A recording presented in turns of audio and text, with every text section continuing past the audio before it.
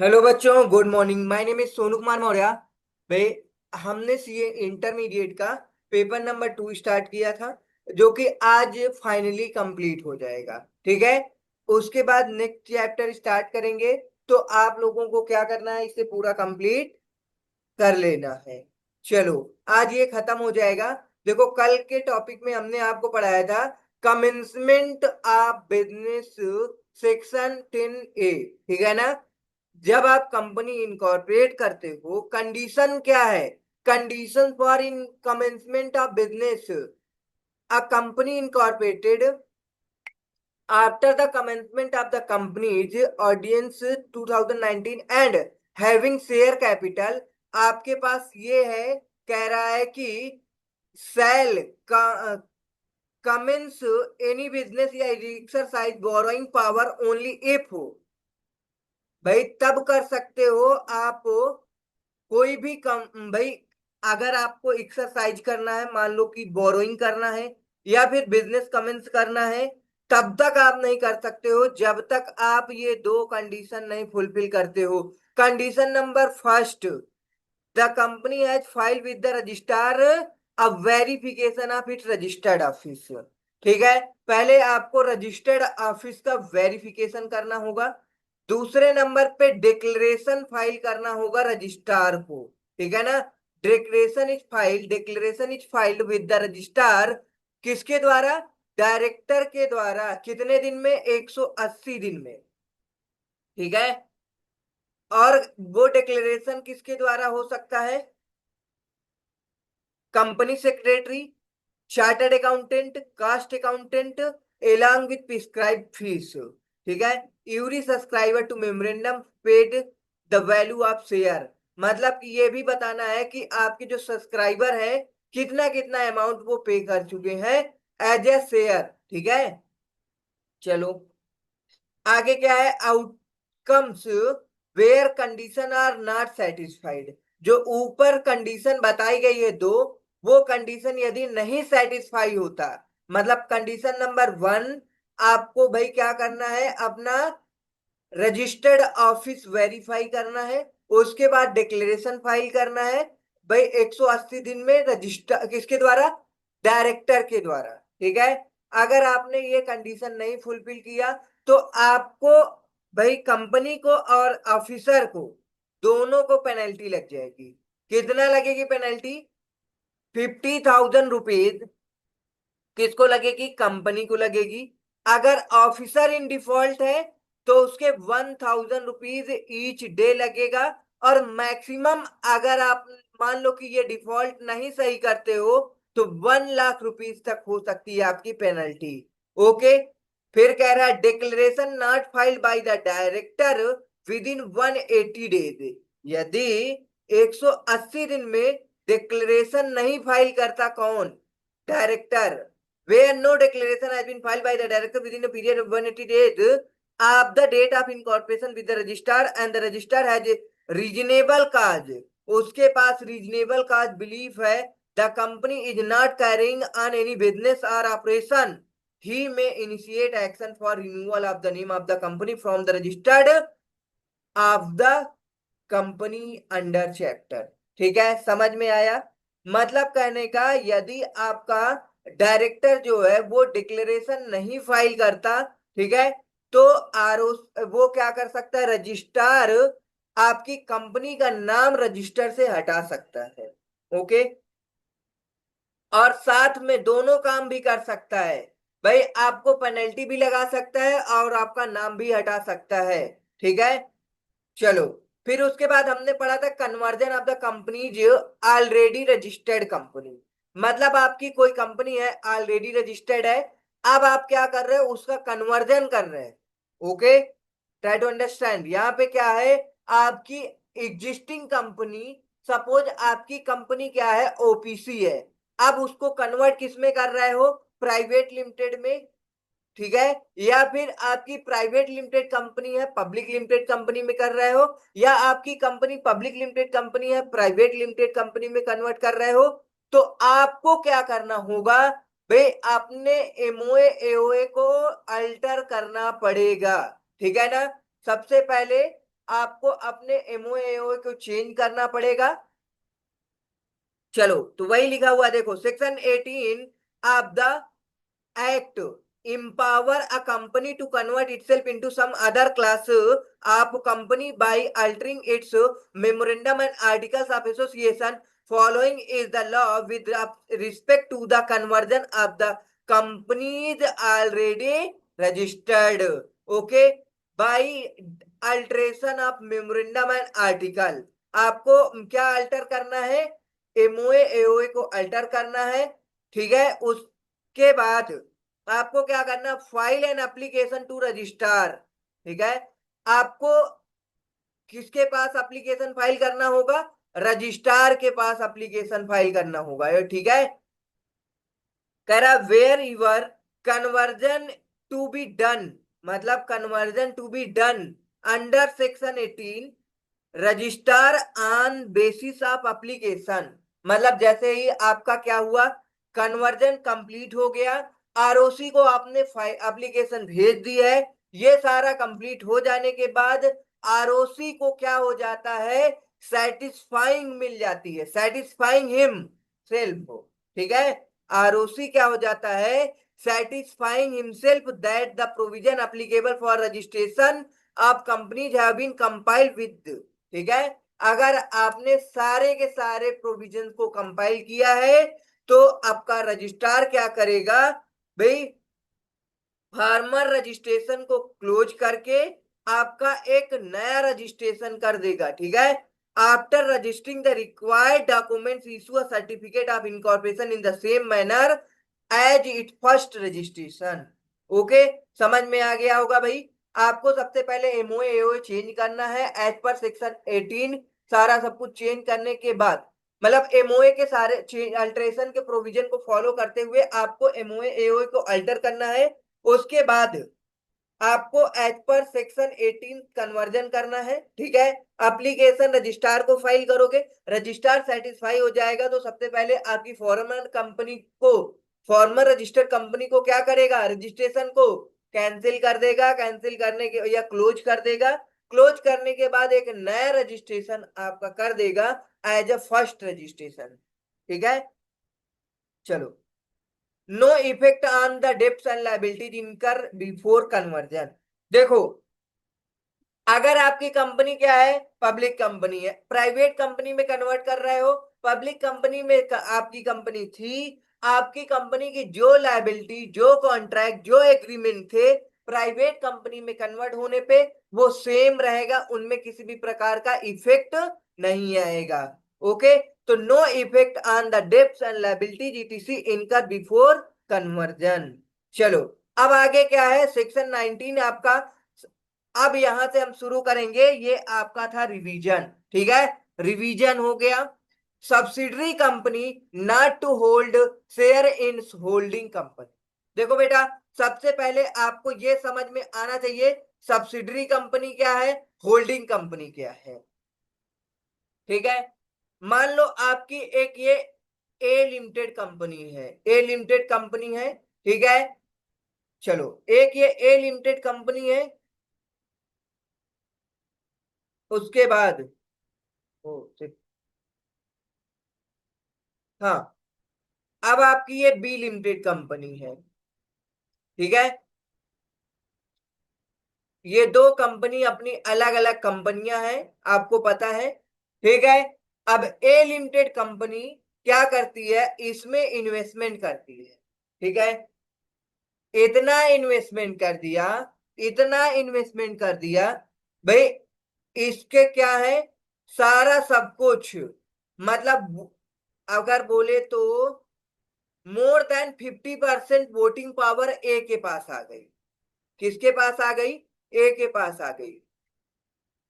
50% से ज्यादा voting power किसके पास आ गई? ए के पास। अगर अब बी लिमिटेड कोई भी एक्शन लेगी, कोई भी एक्ट करेगी, तो उसमें ए लिमिटेड की भाई वोटिंग पावर ज्यादा है, तो ए लिमिटेड अपने तरीके से इसे क्या कर सकता है? इन्फ्लुएंस कर सकता है इस कंपनी को। समझो, जैसे कि आपका, आप एक बड़े भाई हो अपने घर के, और ये एक छोटा भाई है। क्या होता है, आपके पास पावर ज्यादा होती है। अब आप जो चाहो भाई, ये कुछ करना चाहेगा तो आप उसमें क्या करोगे, इंटरफेयर करोगे। ठीक है, नहीं ये ऐसे है, ये सही है, ये गलत है, ये ऐसा कुछ। तो आपका बड़ा भाई क्या बन जाएगा, होल्डिंग कंपनी बन जाएगी, और आपका छोटा भाई आपकी सब्सिडरी कंपनी बन जाएगी। मतलब कि समझो, छोटे भाई के लिए बड़ा भाई होल्डिंग कंपनी है, और बड़ा भाई के लिए छोटी कंपनी उसके लिए क्या है, सब्सिडरी कंपनी है। समझ में आया? ओके, तो अब क्या है, जैसे कि समझो ए लिमिटेड अपना इन्वेस्टमेंट बी लिमिटेड में इतना कर दिया कि भाई इस कंपनी के टोटल शेयर का 50% से ज्यादा ए लिमिटेड के शेयर में आ गया, हिस्से में। ठीक है, तो अब कोई भी अगर एक्शन लेगी बी लिमिटेड, तो उस केस में क्या होगा, बी लिमिटेड भाई अगर मान लो कि क्या होता है, वोटिंग राइट, मतलब कि एसआर पास करना पड़ता है, स्पेशल रेजुलेशन पास करना पड़ता है, तो क्या किया जाता है, वोट करा जाता है। तो अब डायरेक्ट ए जो मान लो क्या है, अगेंस्ट में जाएगा, तो बी वो काम कर नहीं सकता है। सेम टू सेम आपका छोटा भाई अगर कुछ काम करना चाह रहा है और बड़ा भाई मना कर दिया, तो आप वो कर नहीं सकता। सेम, समझ में आया बेटा? चलो, तो अब ये लाइन क्या लिखा है, सबसे पहले आपको समझ में आ गया सब्सिडरी कंपनी क्या होती है, होल्डिंग कंपनी क्या होती है। तो subsidiary company and holding company समझ में आ गया। तो अब हमको क्या करना है, ये समझना है कि जो आपकी सब्सिडरी कंपनी होती है, क्या, subsidiary company not to hold share a limited company, मतलब होल्डिंग कंपनी। समझ में आया? इससे क्यों, क्योंकि इससे क्या हो सकता है, फ्रॉड हो सकता है। कि मतलब ए लिमिटेड कंपनी एक कोई पर्सन खोला, ठीक है, और वो अपनी सब्सिडरी बना लिया, और अब क्या कर रहा है, अपनी सब्सिडरी को पैसा दे करके ए लिमिटेड के शेयर परचेज करा दे रहा है। तो इससे बहुत बड़े फ्रॉड हो जाते हैं। तो इस फ्रॉड को रोकने के लिए ये आपका सेक्शन 19 आया है। सेक्शन 19 कहता है subsidiary company not to hold shares in its holding company. समझ में आया? चलो, as per section 19 of the act, subsidiary company is not allowed to hold share of its holding company. The prohibition also extend to up to the nominee of the subsidiary company. वही line लिखा हुआ है, कह रहा है subsidiary company is not allowed to hold share of the holding company. The prohibition also extend up to a nominee of the subsidiary company. मतलब ये provision, मतलब कि ये प्रोविजन आपके नॉमिनी के लिए भी अप्लीकेबल होगा। मतलब सब्सिडरी कंपनी नहीं होल्ड कर सकती है किसके शेयर, अपने होल्डिंग कंपनी के, और सब्सिडरी कंपनी का जो नॉमिनी होगा वो भी शेयर नहीं होल्ड कर सकता है, किसका, आपके होल्डिंग कंपनी का शेयर।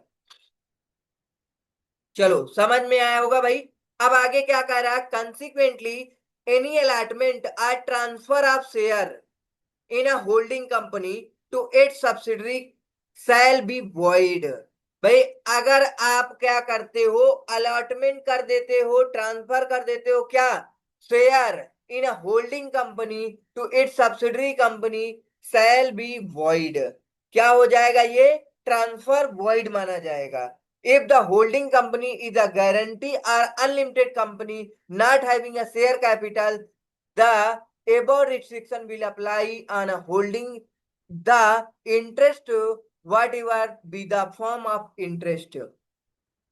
देखो बेटा, कह रहा है कि अगर आपका होल्डिंग कंपनी ने क्या किया, सब्सिडरी कंपनी को अपने से या ट्रांसफर कर दिए या अलॉटमेंट कर दिए, अलॉटमेंट करना या ट्रांसफर करना आप share in holding company to its company subsidiary company, subsidiary shall be void if the holding company is a guarantee. देखो, हमने आपको तीन प्रकार से कंपनी बताया था, company limited by share, company limited by guarantee, ठीक है, उसके बाद हमने बताया था company limited by unlimited company. तो अगर आपकी कंपनी कौन सी कंपनी है, होल्डिंग कंपनी आपकी गारंटी कंपनी या फिर अनलिमिटेड कंपनी है, तो ये प्रोविजन भाई ये क्या हो जाएगा, company not having a share capital, मतलब शेयर कैपिटल नहीं है कंपनी में, गारंटी कंपनी या फिर अनलिमिटेड कंपनी है। ठीक है, तो इस केस में having a share capital, not having a share capital, above restriction will apply on a holding the interest when it be the form of interest. The prohibition does not apply to the following cases. इन cases में अब prohibition apply नहीं होगा। कौन कौन cases में, चलो देखो। कह रहा पहला one, where the subsidiary is concerned as a legal representative of a deceased member of a holding company. अब देखो, आप क्या हो रहा है इस केस में, where subsidiary is concerned as a legal representative, मतलब क्या है, लीगल रिप्रेजेंटेटिव आप जानते हो कि नहीं जानते हो बेटा। मतलब लीगल रिप्रेजेंटेटिव का मतलब ये होता है जैसे कि आपके पेरेंट्स हैं, आपके पेरेंट्स और आप उनके बच्चे हो। ठीक है, अब ये कोई पेरेंट्स है किसी भी पर्सन के, मान लो ये दो ए है बी है, ये दो बच्चे हैं, इनके पेरेंट्स हैं। अब इनके पेरेंट्स भाई कोई जॉब कर रहे थे या कुछ भी, इनके बहुत ढेर सारी प्रॉपर्टी है। ठीक है, अब ये पेरेंट्स क्या हो जाते हैं भाई, वहां डेथ हो जाती है, तो ये इनकी ये सारे के सारे एसेट किसको ट्रांसफर हो जाती है, उनके लीगल हॉयर को, मतलब उनके बेटों को ट्रांसफर हो जाएगा। ठीक है, तो लीगल रिप्रेजेंटेटिव ये क्या है, ए और बी लीगल रिप्रेजेंटेटिव है। ठीक है, इसी तरह आपका कंपनी के केस में होगा, मान लो सब्सिडरी कंपनी क्या है, एज ए लीगल रिप्रेजेंटेटिव है। ठीक है ना, तो अब इस केस में क्या हो सकता है, आप ये भाई प्रोहिबिशन अप्लाई नहीं होगा, मतलब शेयर होल्ड हो कर सकता है। जैसे होल्डिंग कंपनी है, ये सब्सिडरी कंपनी है। ठीक है, अब ये सब्सिडरी कंपनी होल्डिंग कंपनी के लिए लीगल रिप्रेजेंटेटिव बन जाएगी, तो इस केस में शेयर होल्ड कर सकती है। ठीक है, चलो आगे, where the subsidiary hold such share as a trustee. देखो ये क्या है, ट्रस्टी है। ट्रस्टी का मतलब क्या होता है बताओ। ट्रस्टी का मतलब ये होता है कि सारे मेंबर किसी भी पर्सन पे ट्रस्ट करते हैं कि हम अपना पैसा इसको दे देते हैं तो इसके पास सेफ रहेगा। देखो, एक सोसाइटी बनाया गया, मान लो सोसाइटी के तमाम मेंबर हैं। ठीक है, अब ये सारे सोसाइटी के मेंबर हैं तो ठीक है, ओके, कोई दिक्कत नहीं है। अब इस सोसाइटी में क्या होगा, पैसे का कलेक्शन होगा। ठीक है, कलेक्शन होगा, तो अब इस पैसे का कलेक्शन किसी एक पर्सन को दिया जाता है जिसे बोलते हैं ट्रस्टी। ट्रस्टी का मतलब ट्रस्ट वर्दी पर्सन, मान लो वो पर्सन ये है। ठीक है, तो अब इसको ये सारा पैसा दे दिया जाएगा। ठीक है, ये होल्ड करेगा। इसी तरह क्या होता है, कंपनी भी बन जाती है ट्रस्टी। ठीक है, जैसे ये कंपनी है सब्सिडरी कंपनी इसकी होल्डिंग कंपनी की। ठीक है, अब ये क्या है भाई, एज ए ट्रस्टी इस कंपनी की है। ठीक है ना, होल्डिंग कंपनी की ट्रस्टी कौन है, सब्सिडरी कंपनी है। ठीक है, तो इस केस में इसके पास शेयर होल्डिंग कंपनी के होल्ड हो सकते हैं। समझ में आया बेटा, चलो आगे देखो, where the subsidiary company is a shareholder. कह रहा where the subsidiary company is a shareholder even before its become a subsidiary company of the holding company. देखो बेटा, क्या है कि पहले आपकी कंपनी होल्डिंग कंपनी या सब्सिडरी कंपनी का रिलेशन नहीं था आपके कंपनी के बीच। ठीक है, देखो जैसे हमने अभी ए लिमिटेड लिखा था, बी लिमिटेड। ठीक है, मतलब कि कोई कंपनी किसी भी कंपनी में इन्वेस्टमेंट कर सकती है और उस कंपनी के शेयर होल्ड कर सकती है। ठीक है, मान लो बी लिमिटेड क्या करती है, इसके कुछ शेयर 2% शेयर होल्ड कर ली, 2%। ओके, 2% कुछ होता ही नहीं है, ठीक है, कोई दिक्कत नहीं है। 2% शेयर किसके पास है, बी लिमिटेड के पास है। अगर ए लिमिटेड बाद में इस बी लिमिटेड में इन्वेस्टमेंट करता है और वो 50% से ज्यादा शेयर होल्ड कर लेता है, कितना, मोर देन 50% से ज्यादा शेयर, तो इस केस में ये प्रोहिबिशन वाला मतलब अभी हमने बताया, अब ये कंपनी क्या बन जाएगी, होल्डिंग कंपनी बन जाएगी, और ये कंपनी बन जाएगी सब्सिडरी कंपनी बन जाएगी। तो ऊपर स्टेटमेंट लिखा है आपकी सब्सिडरी कंपनी शेयर होल्ड नहीं कर सकती होल्डिंग कंपनी की, लेकिन यहाँ पे ये जो आपकी सब्सिडरी कंपनी बनी है ये पहले से शेयर होल्ड कर रखी थी, तो इस केस में किसी भी प्रकार का क्या नहीं लगेगा, प्रोहिबिशन अप्लाई नहीं होगा। ठीक है, समझ में आया बेटा? तो तीन केस है जिस केस में आप अपने होल्डिंग कंपनी के शेयर होल्ड कर सकते हो। अदरवाइज अगर आप अपने होल्डिंग कंपनी के शेयर होल्ड करते हो तो वो क्या रहेगा, वॉइड हो जाएगा। ओके, समझ में आया बेटा? चलो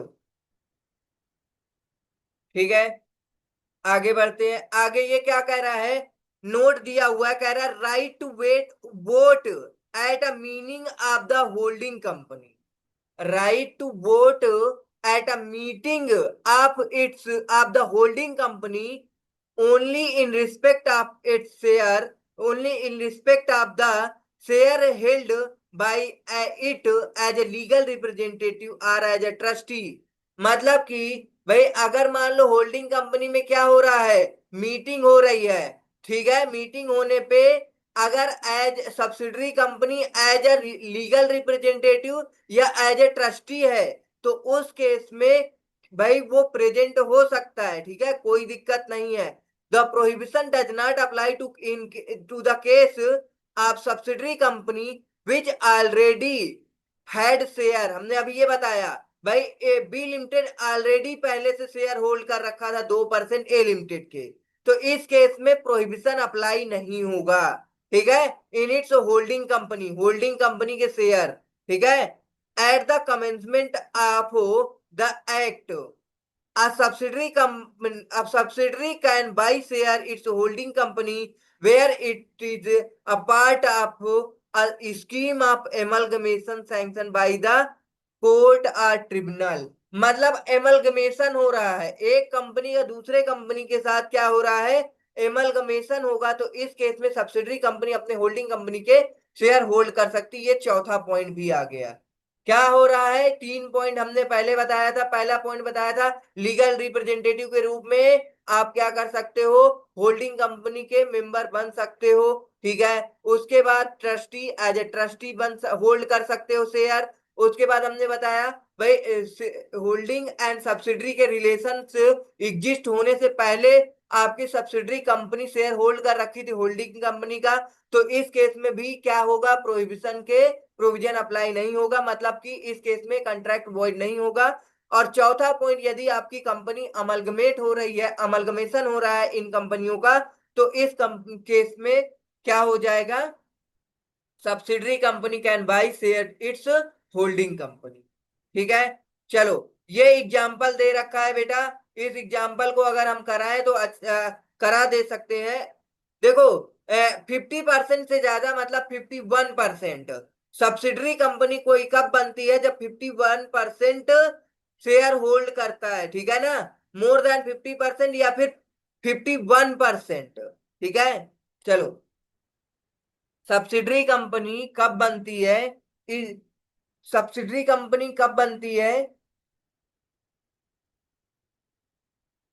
आपको हमने अभी बताया, ठीक है। तो आप चाहे 50% से ज्यादा ले लो, ठीक है, चाहे फिर 51%। ओके,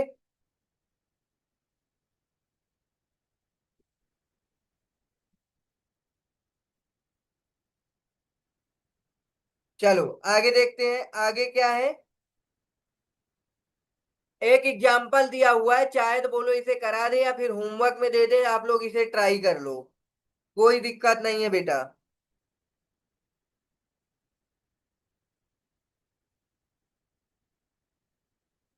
चलो इसे आप घर में कर लेना, आगे सेक्शन 20 बढ़ाते हैं।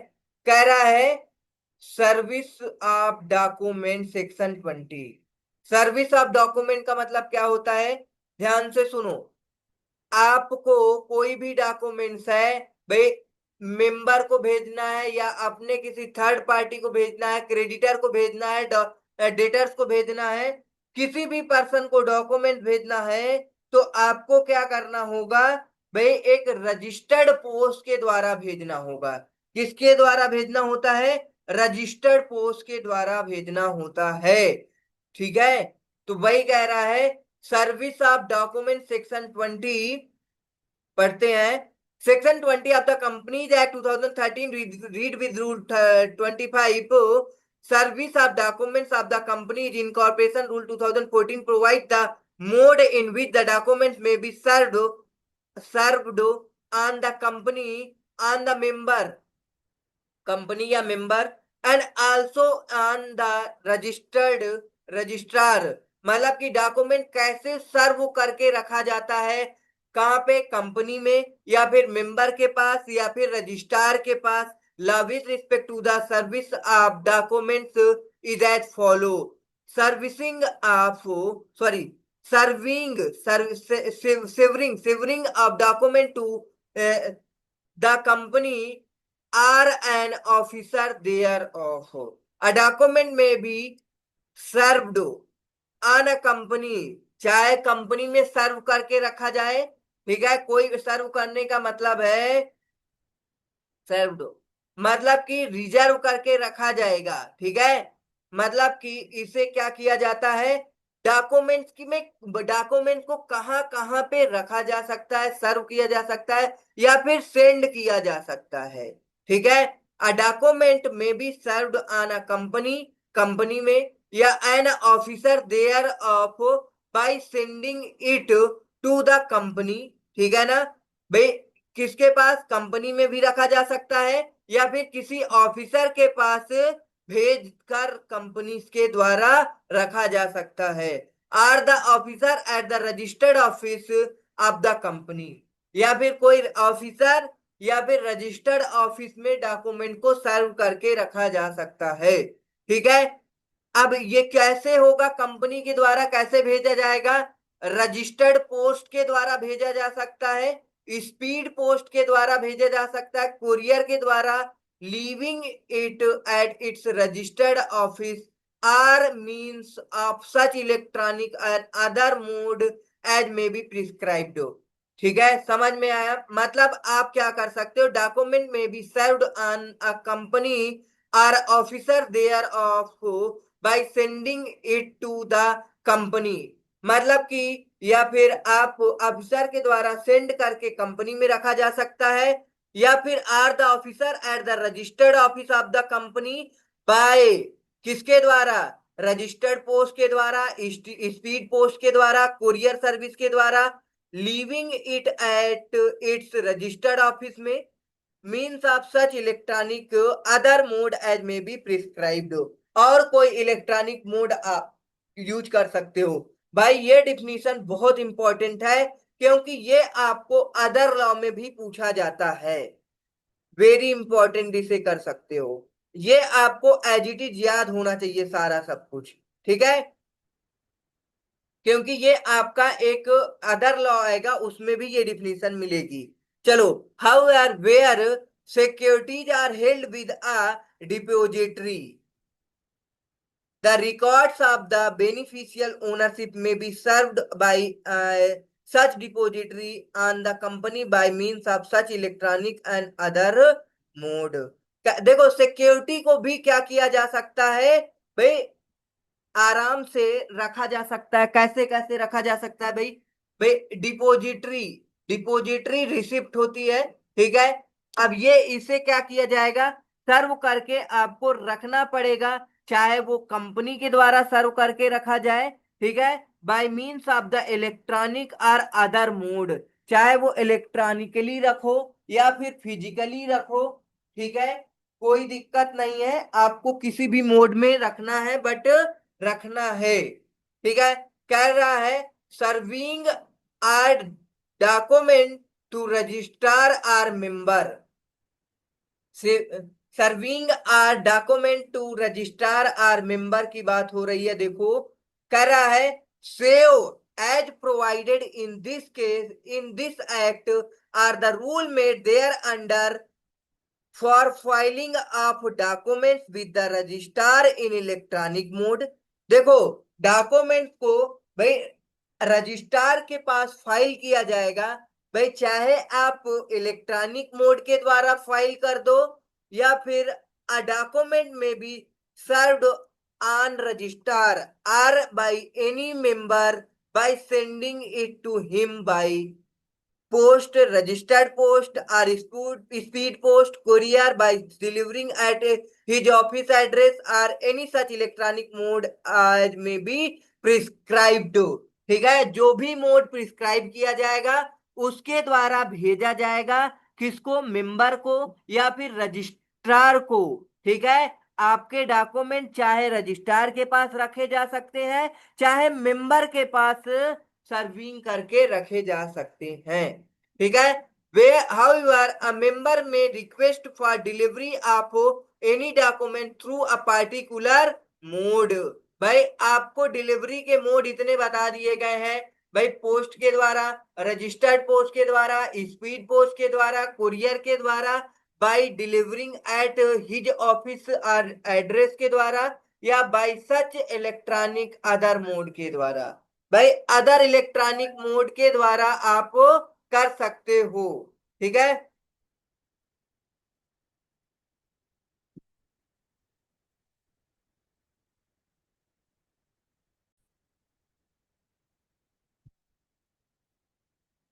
ओके समझ में आया। कह रहा है कि यहाँ पे हाउएवर मेंबर में रिक्वेस्ट, अगर मेंबर कोई मोड को रिक्वेस्ट करता है इन सब में ABCDEF, ठीक है, तो उस मोड से आपको क्या करना होगा? डॉक्यूमेंट्स को भेजना पड़ेगा। फॉर विच ही शैल पे सच fees as may be determined by the company in its annual general meeting. ठीक है, कह रहा है विच ही शैल पे such fees as may be determined by the company in its annual general meeting। ठीक है, और उसको फीस तो पे करना ही पड़ेगा। चलो, देखो ये नोट में दे रखा है भाई, किसके बारे में? डॉक्यूमेंट के बारे में। इस नोट को आप पढ़ लोगे तो समझ में आ जाएगा वैसे। ठीक है, और एग्जाम्पल को होमवर्क में कर लेना।